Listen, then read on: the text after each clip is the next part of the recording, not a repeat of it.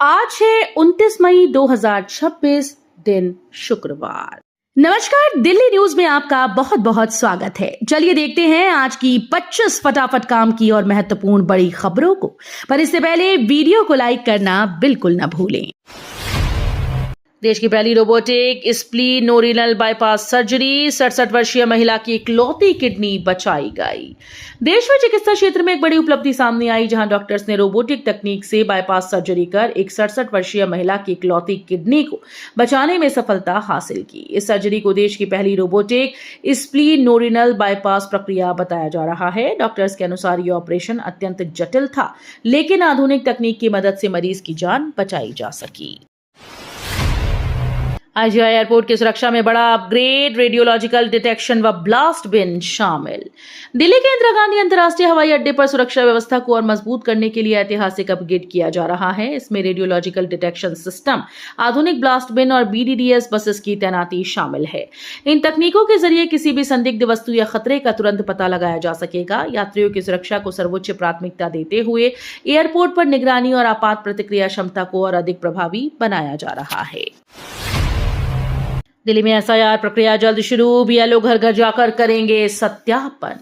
दिल्ली में विशेष गहन पुनरीक्षण की प्रक्रिया निर्धारित तारीख से शुरू होने जा रही है। इसके तहत बूथ लेवल अधिकारी घर घर जाकर मतदाता सूची का सत्यापन करेंगे। इस दौरान नए नाम जोड़ने, त्रुटियों को सुधारने और अपात्र नाम हटाने की कार्रवाई की जाएगी। चुनाव आयोग की इस कवायद का उद्देश्य मतदाता सूची को अधिक सटीक और पारदर्शी बनाना है। नागरिकों से आवश्यक दस्तावेज तैयार रखने की अपील की गई। हाईवे पर डकैती किडनैपिंग का खुलासा, दिल्ली पुलिस ने 2 नाबालिग समेत 6 दबोचे। दिल्ली में हाईवे पर हुई डकैती और किडनैपिंग की वारदात का पुलिस ने चंद घंटों में खुलासा कर दिया। तेज कार्रवाई करते हुए पुलिस ने 2 नाबालिगों समेत कुल 6 आरोपियों को गिरफ्तार किया। जांच में सामने आया कि ये गिरोह सुनियोजित तरीके से यात्रियों को निशाना बनाता था। पुलिस ने लूटे गए सामान की बरामदगी भी की है। दिल्ली स्कूल्स का बदलेगा इंफ्रास्ट्रक्चर, मिलेंगी सैनिटरी नैपकिन और RO पानी की सुविधा।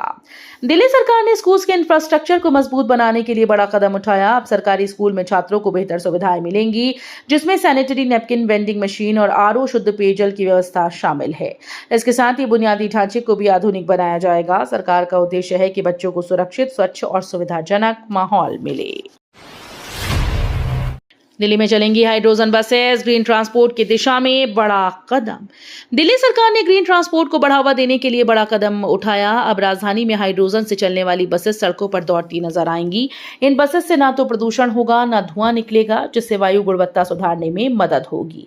ये पहल दिल्ली को क्लीन और सस्टेनेबल ट्रांसपोर्ट सिस्टम की ओर ले जाएगी। सरकार का लक्ष्य है कि भविष्य में सार्वजनिक परिवहन को पूरी तरह से पर्यावरण अनुकूल बनाया जाए। भाजपा ने दिल्ली समेत 4 राज्यों में नए प्रदेश अध्यक्ष नियुक्त कर संगठन को दी नई जिम्मेदारी। भारतीय जनता पार्टी ने संगठन विस्तार और आगामी चुनाव की तैयारी के तहत बड़ा फैसला लिया। पार्टी ने दिल्ली समेत 4 राज्यों में नए प्रदेश अध्यक्षों की नियुक्ति की घोषणा की। भाजपा नेतृत्व का कहना है कि नए अध्यक्षों को संगठन मजबूत करने और कार्यकर्ताओं के बीच बेहतर समन्वय की जिम्मेदारी दी गई। इस बदलाव को आगामी चुनावी रणनीति से जोड़कर देखा जा रहा है। दिल्ली बीजेपी की कमान केंद्रीय मंत्री हर्ष मल्होत्रा को सौंपी गई। संगठन में बड़ा बदलाव। दिल्ली में भारतीय जनता पार्टी ने बड़ा संगठनात्मक बदलाव करते हुए केंद्रीय राज्य मंत्री हर्ष मल्होत्रा को दिल्ली प्रदेश अध्यक्ष की जिम्मेदारी सौंपी। पूर्वी दिल्ली से सांसद मल्होत्रा लंबे समय से संगठन से जुड़े रहे और MCD में महत्वपूर्ण भूमिका निभा चुके हैं। इस फैसले को पार्टी के रणनीतिक बदलाव के तौर पर देखा जा रहा है। ईद पर हाजी अफजाल की PM मोदी से मांग, गाय को राष्ट्रीय पशु घोषित करने की अपील। ईद के मौके पर हाजी अफजाल ने प्रधानमंत्री नरेंद्र मोदी से एक बड़ी मांग की। उन्होंने अपील की है कि गाय को राष्ट्रीय पशु घोषित किया जाए। इस बयान के बाद राजनीतिक और सामाजिक हलकों में चर्चा तेज हो गई।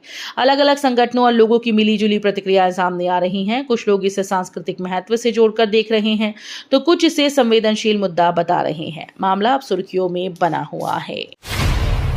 दिल्ली बीजेपी कार्यालय में हर्ष मल्होत्रा का भव्य स्वागत, रेखा गुप्ता, वीरेंद्र सचदेवा ने दी बधाई। दिल्ली भाजपा कार्यालय में हर्ष मल्होत्रा के पहुंचने पर उनका भव्य स्वागत किया गया। इस मौके पर मुख्यमंत्री रेखा गुप्ता और प्रदेश अध्यक्ष वीरेंद्र सचदेवा ने उन्हें बधाई दी। पार्टी कार्यकर्ताओं में उत्साह का माहौल देखने को मिला। इस कार्यक्रम को संगठनात्मक एकजुटता के रूप में देखा जा रहा है। नेताओं ने कहा कि पार्टी आने वाले समय में और मजबूत होकर काम करेगी। क्षेत्रीय दलों की आय में 52% गिरावट, खर्च 20% बढ़ा, रिपोर्ट में चौंकाने वाला खुलासा। एक नई रिपोर्ट में खुलासा हुआ कि देश के क्षेत्रीय दलों की आय में करीब 52% की भारी गिरावट दर्ज की गई। वहीं दूसरी ओर उनके खर्चों में लगभग 20% की बढ़ोतरी हुई। इस असंतुलन ने राजनीतिक दलों की वित्तीय स्थिति पर सवाल खड़े कर दिए। विशेषज्ञों का मानना है कि ये स्थिति आने वाले चुनाव और संगठनात्मक गतिविधियों को प्रभावित कर सकती है। इस्तीफे के बाद दिल्ली रवाना हुए सिद्धारमैया, राज्यसभा ठुकराई, कर्नाटक में प्रदर्शन तेज।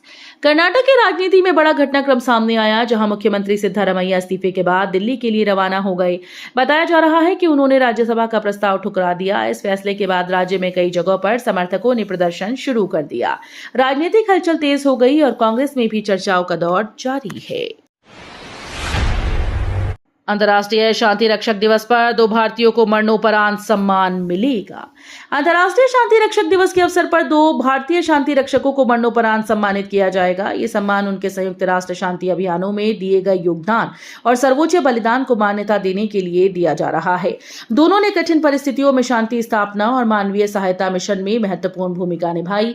इस सम्मान से उनके परिवारों को गर्व और भावनात्मक संबल मिलेगा। दिल्ली एनसीआर में हीट वेव से हाल बेहाल, आज आंधी और बारिश की संभावना बढ़ी।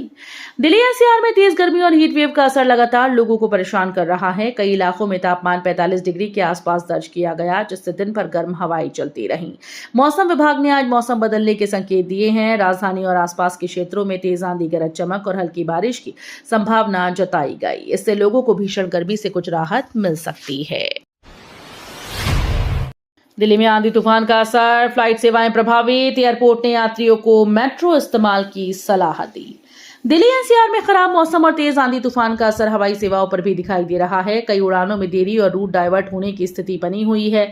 दिल्ली एयरपोर्ट प्रशासन ने यात्रियों के लिए एडवाइजरी जारी करते हुए एयरलाइन से फ्लाइट स्टेटस की जानकारी लेने की अपील की। साथ ही भारी ट्रैफिक और मौसम को देखते हुए यात्रियों को एयरपोर्ट पहुंचने के लिए मेट्रो सेवा इस्तेमाल करने की सलाह दी गई। भलसवा, गाजीपुर और ओखला लैंडफिल बनेंगे हरा भरा पार्क, दिल्ली में बड़ा बदलाव। दिल्ली के भलसवा, गाजीपुर, ओखला लैंडफिल साइट्स को अब हरे भरे पार्क में बदला जाएगा। लंबे समय से कूड़े के पहाड़ के रूप में पहचान बनाने वाले ये इलाके अब ग्रीन जोन के रूप में विकसित किए जाएंगे। सरकार की योजना के तहत इन साइट्स का वैज्ञानिक तरीके से पुनर्विकास किया जाएगा। इससे न केवल प्रदूषण में कमी आएगी, बल्कि स्थानीय लोगों को स्वच्छ और बेहतर पर्यावरण भी मिलेगा। सेना वर्दी में सोशल मीडिया शिकायत, गंभीर दुराचार, दिल्ली एचसी ने एयरमैन बर्खास्तगी की मंजूर। दिल्ली हाईकोर्ट ने सेना की वर्दी में सोशल मीडिया पर शिकायत पोस्ट करने को गंभीर दुराचार मानते हुए एयरमैन की बर्खास्तगी को मंजूरी दी। अदालत ने कहा कि वर्दी में रहते हुए अनुशासन और नियमों का पालन अनिवार्य है। इस तरह की गतिविधियां सेना की गरिमा को प्रभावित करती हैं। मामले में याचिकाकर्ता को राहत नहीं मिली। सीबीएसई मामले में धर्मेंद्र प्रधान और राहुल गांधी आमने सामने, सियासी घमासान तेज। सीबीएसई से जुड़े एक मुद्दे को लेकर केंद्रीय शिक्षा मंत्री धर्मेंद्र प्रधान और कांग्रेस नेता राहुल गांधी आमने सामने आ गए। दोनों नेताओं के बीच बयानबाजी तेज हो गई है, जिससे राजनीतिक माहौल गर्मा गया। विपक्ष सरकार पर शिक्षा व्यवस्था को लेकर सवाल उठ रहा है, जबकि सरकार ने आरोपों को खारिज कर दिया। मियां मुसलमान टिप्पणी पर याचिका, असम सीएम हेमंत शर्मा को दिल्ली कोर्ट का नोटिस। दिल्ली की एक अदालत ने असम के मुख्यमंत्री हेमंत बिस्व शर्मा को नोटिस जारी किया। ये नोटिस उनके कथित बयान मियां मुसलमान को लेकर दायर याचिका पर जारी किया गया। याचिकाकर्ता ने इस टिप्पणी को आपत्तिजनक बताते हुए कानूनी कार्रवाई की मांग की है। मामले में अदालत ने जवाब तलब किया है। आवारा कुत्तों का बढ़ता खतरा, कागजी योजनाओं के बावजूद जमीनी स्तर पर सिस्टम फेल। शहरों और ग्रामीण क्षेत्रों में आवारा कुत्तों की बढ़ती संख्या लोगों के लिए गंभीर समस्या बनती जा रही है। कागजों पर चल रही योजनाएं और दावे जमीनी स्तर पर असरदार साबित नहीं हो रहे। नसबंदी, टीकाकरण और पुनर्वास जैसी व्यवस्थाएं कई जगहों पर या तो धीमी हैं या पूरी तरह से लागू नहीं हो पा रही हैं। दिल्ली में जाम खत्म करने की बड़ी योजना, 6 एक्सप्रेसवे टनल और कॉरिडोर बनेंगे।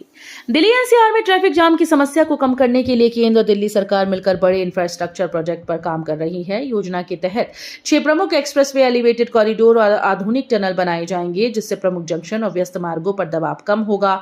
इन परियोजनाओं में सिग्नल फ्री रूट, अंडरपास और रिंग कनेक्टिविटी को भी मजबूत किया जाएगा।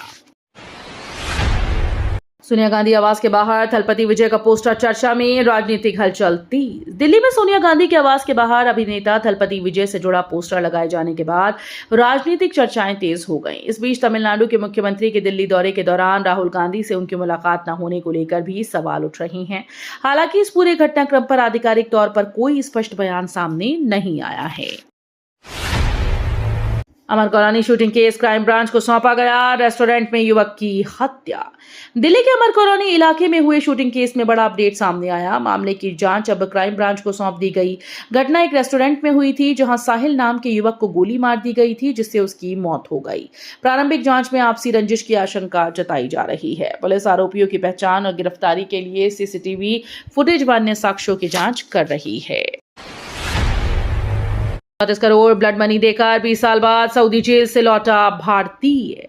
एक भावुक करने वाली खबर में 20 साल से सऊदी अरब की जेल में बंद भारतीय नागरिक की घर वापसी हुई। बताया जा रहा है कि 34 करोड़ रुपए की ब्लड मनी चुकाने के बाद उसे रिहा किया गया। लंबे समय तक जेल में रहने के बाद उसके परिवार ने राहत की सांस ली। ये मामला अंतर्राष्ट्रीय स्तर पर मानवीय पहल और कानूनी प्रक्रिया का उदाहरण माना जा रहा है। सोनम वांगचुक ने एनजी के दावों को खारिज किया, कॉकरोच जनता पार्टी को दिया समर्थन। लद्दाख में सामाजिक कार्यकर्ता सोनम वांगचुक ने उपराज्यपाल के दावों को खारिज करते हुए नया राजनीतिक बयान दिया।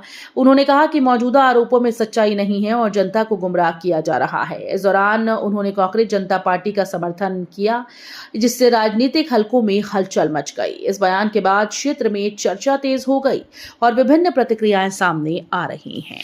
तो ये थी आज की बड़ी खबरें। रोजाना ऐसे ही सबसे पहले अपडेट पाने के लिए चैनल को सब्सक्राइब करना बिल्कुल न भूलें। धन्यवाद।